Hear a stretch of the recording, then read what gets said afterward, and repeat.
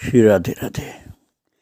भक्तों, बहुत भाग्यशाली होते हैं वो साधक जिनके अंदर श्रद्धा का पवित्र धन होता है। उनको कहीं भी संदेह नहीं होता, भ्रम नहीं होता और भटकते नहीं वो लोग।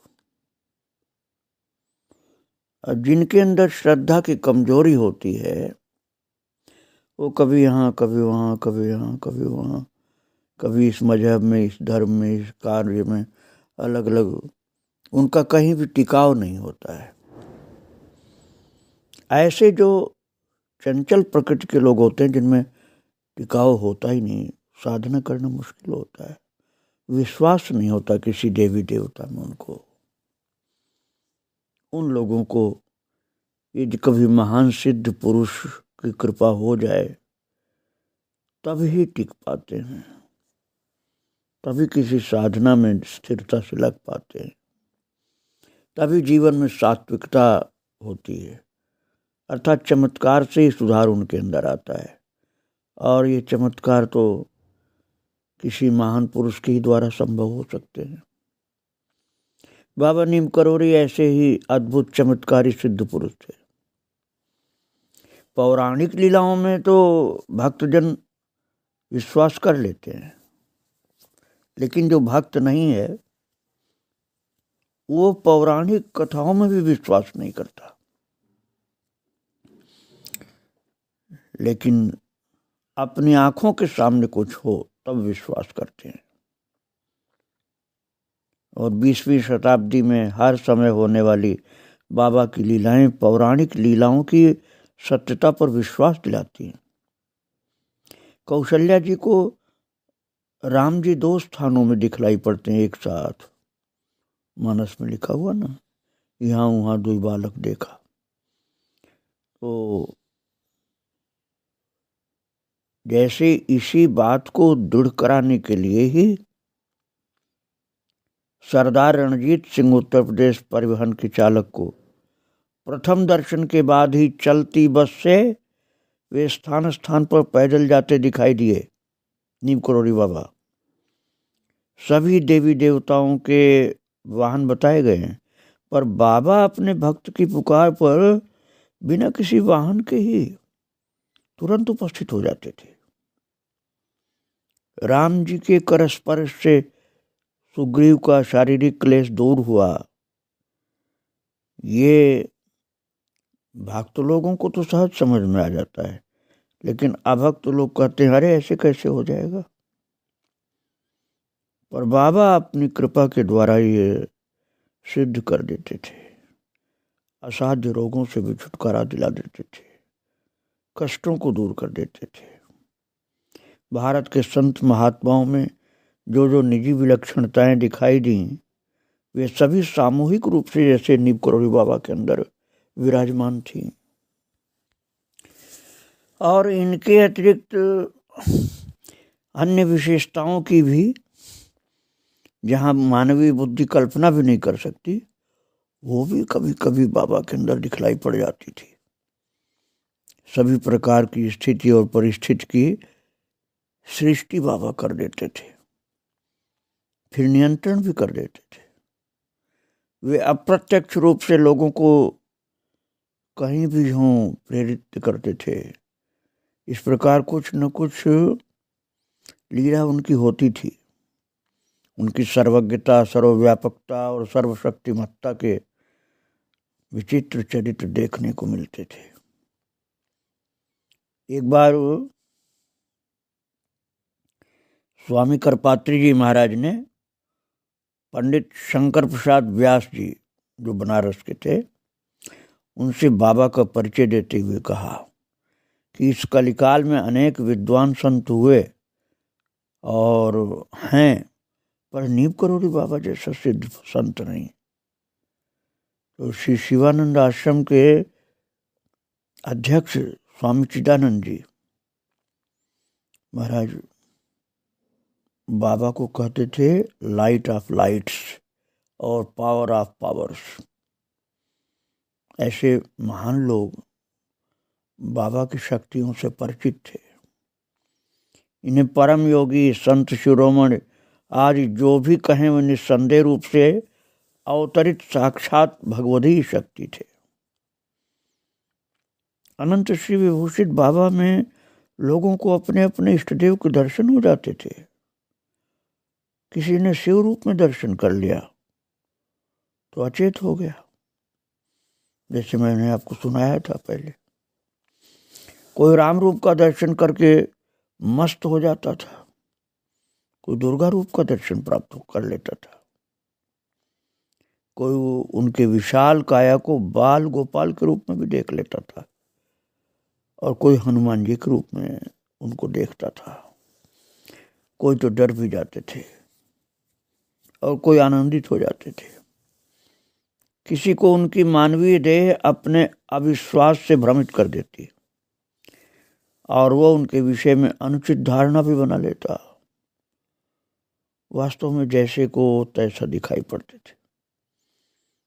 बाबा अपने को किसी भी रूप में व्यक्त कर सकते थे। इस कारण वे क्या थे और क्या नहीं, यह कह पाना लोगों को मुश्किल पड़ जाता था।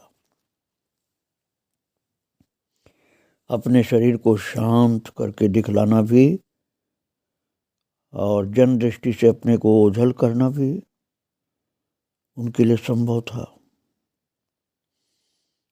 और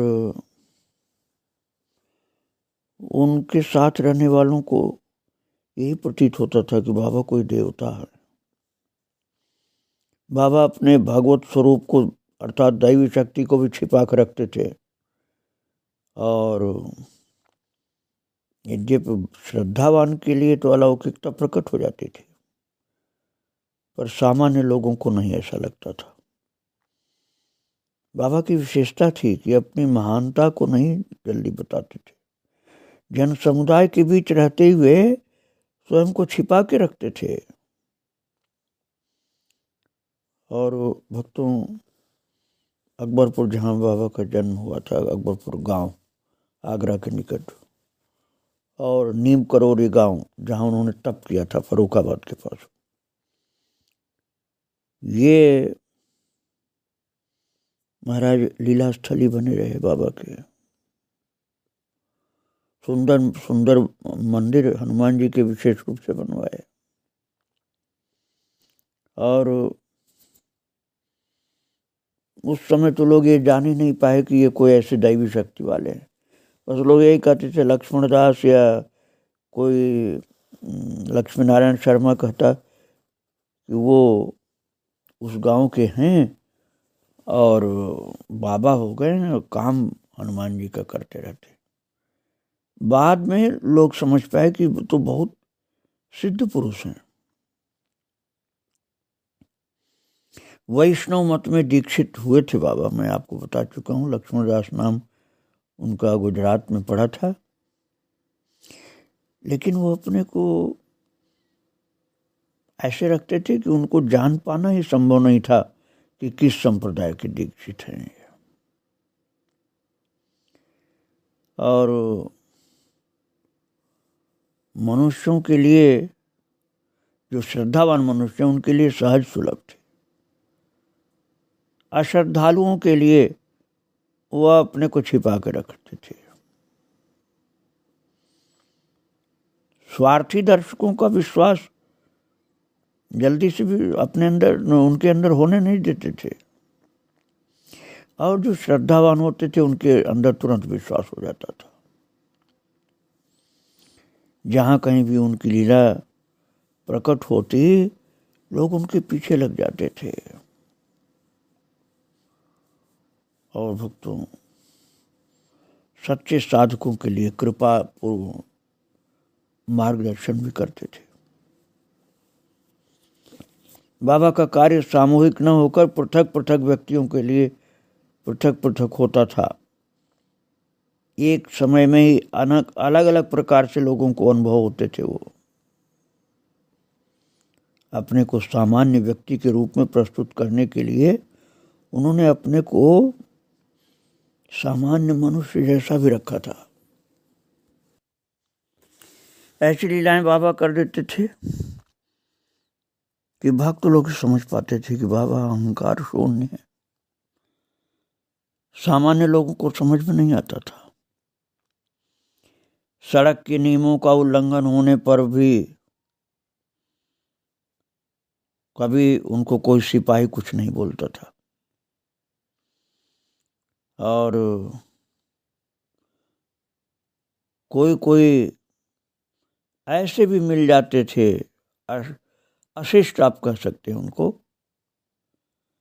कि वो बाबा को गाली देने लग जाते थे,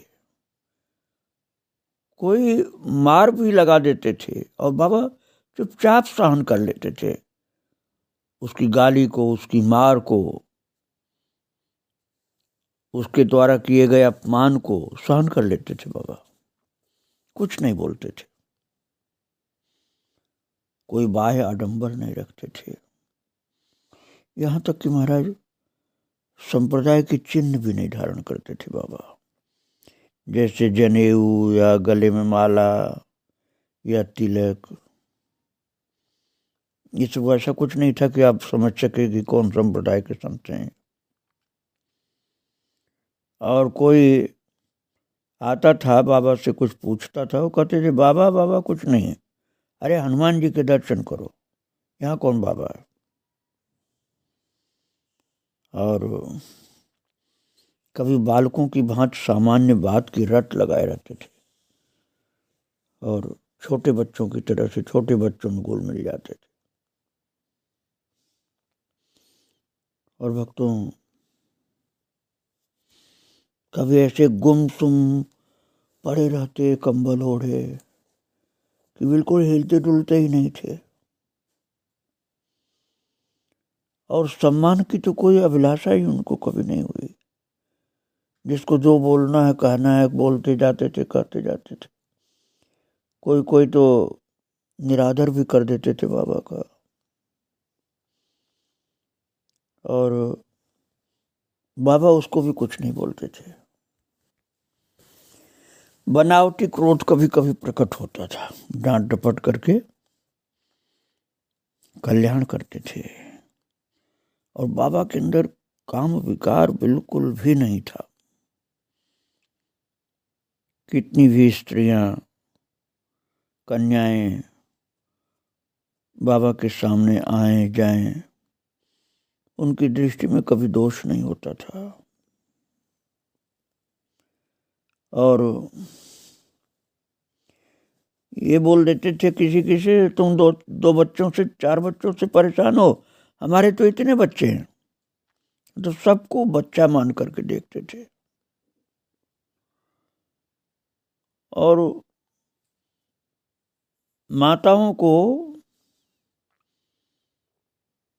कभी भी ऐसा अनुभव नहीं हुआ कि बाबा हमको अपने परिवार का नहीं मानते, सबको अपने परिवार का मानते थे।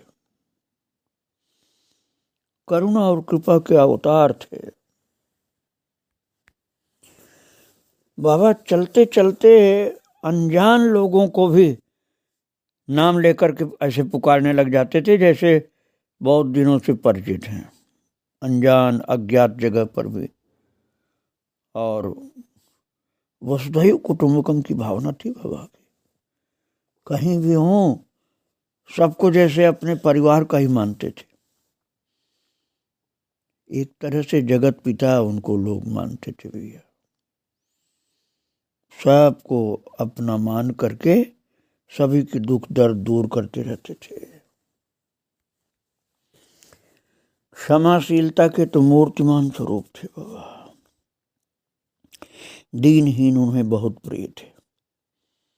दीनहीन अनाथ अनपढ़ लोगों को बाबा बिल्कुल अपना बना के रखते थे। नितांत निर्भय, दैहिक दैविक भौतिक हर प्रकार से निर्भयता प्राप्त थी। कहीं भी जंगल में, सूने जंगलों में आनंद से रात बिता देते।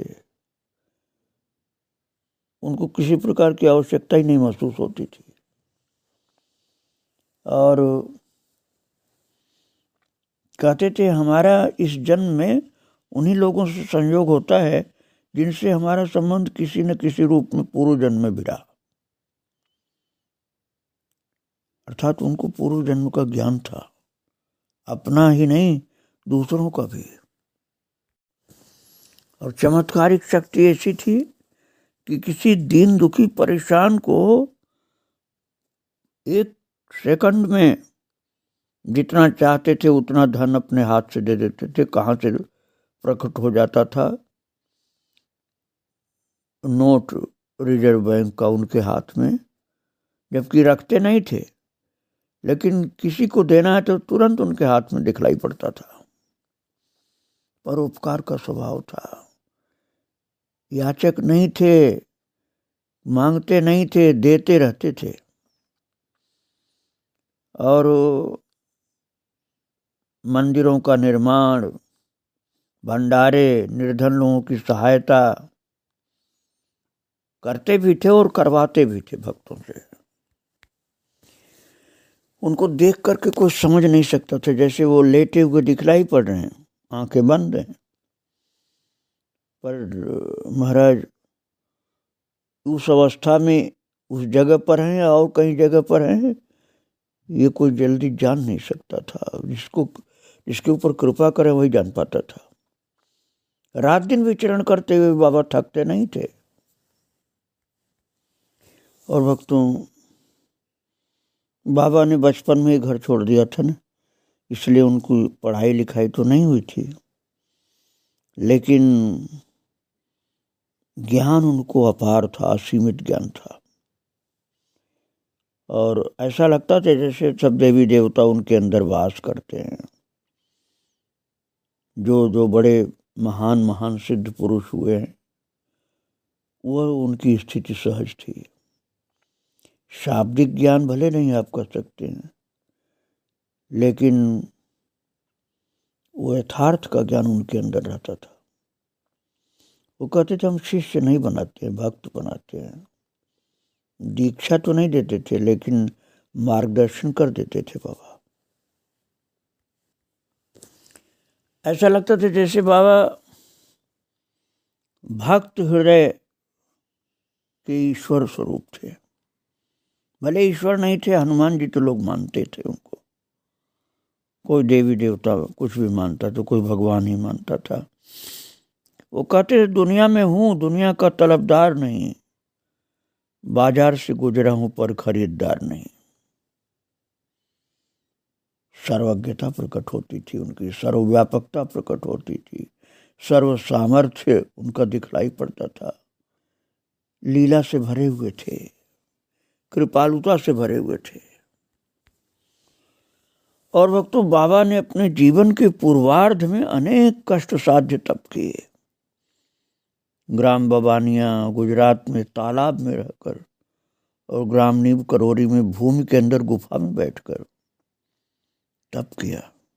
पर जन साधारण के लिए जीवन के उच्चतम लक्ष्य की प्राप्ति हेतु उन्होंने कष्टप्रद साधना को महत्व नहीं दिया। अपने लिए तो किया, दूसरों को कष्ट साध्य साधना नहीं बताते थे। प्राणी मात्र की सेवा, निरंतर ईश्वर स्मरण से बढ़कर कोई सुगम साधन नहीं मानते थे। आश्रमों से सेवा भाव और मंदिरों से ईश्वर स्मरण की प्रवृत्ति का पैदा होना स्वाभाविक है। संभवतः ऐसे सुसंस्कारों को जागृत करने के लिए ही अनेकानेक स्थानों पर सुंदर, स्वच्छ और शांतिपूर्ण आश्रम और भव्य मंदिरों का निर्माण किया बाबा ने। उनको ये विश्वास था कि ये आश्रम, ये मंदिर लोगों को जागृत करने के लिए बहुत सहायक बनेंगे। इसलिए बहुत आश्रम, बहुत से मंदिर बाबा ने बनवाए। बबानिया गुजरात में जब बाबा थे तो वहाँ बहुत सुंदर मंदिर बना करके लोगों को कीर्तन में लगा दिया।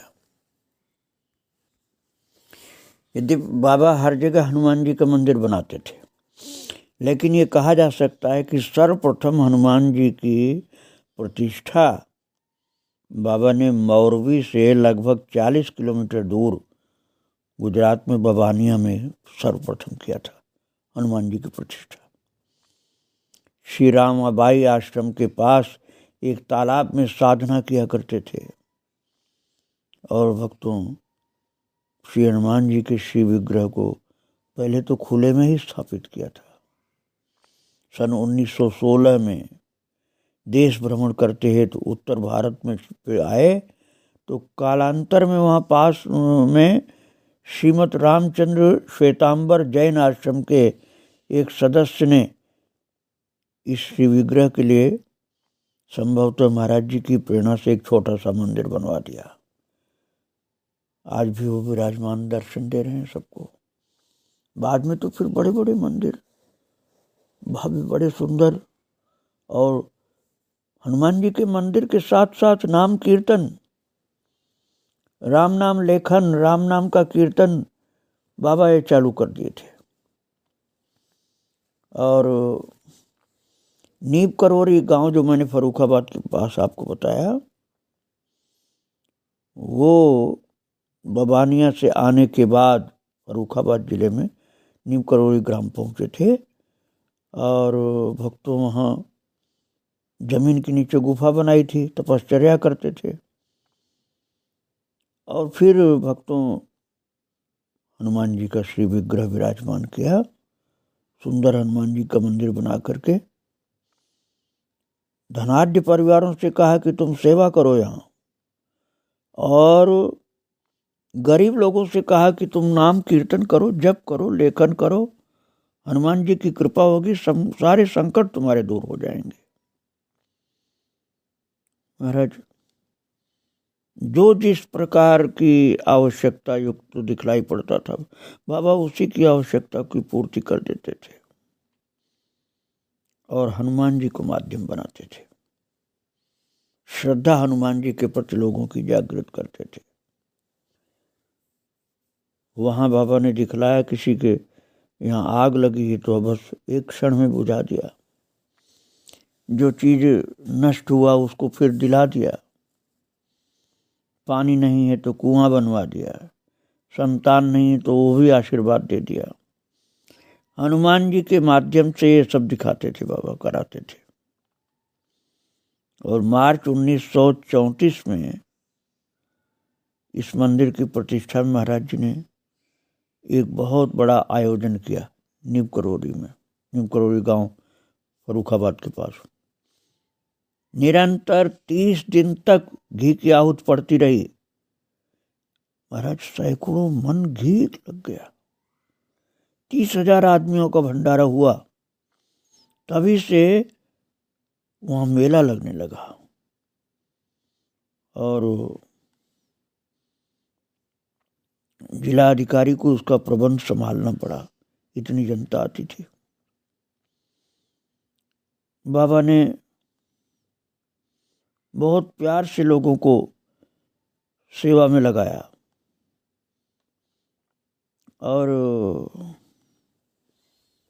बहुत शांतिपूर्वक कीर्तन में, भक्ति में लगाते थे सबको। सन 1935 के बाद महाराज जी भ्रमण करते करते जब नैनीताल पहुंचे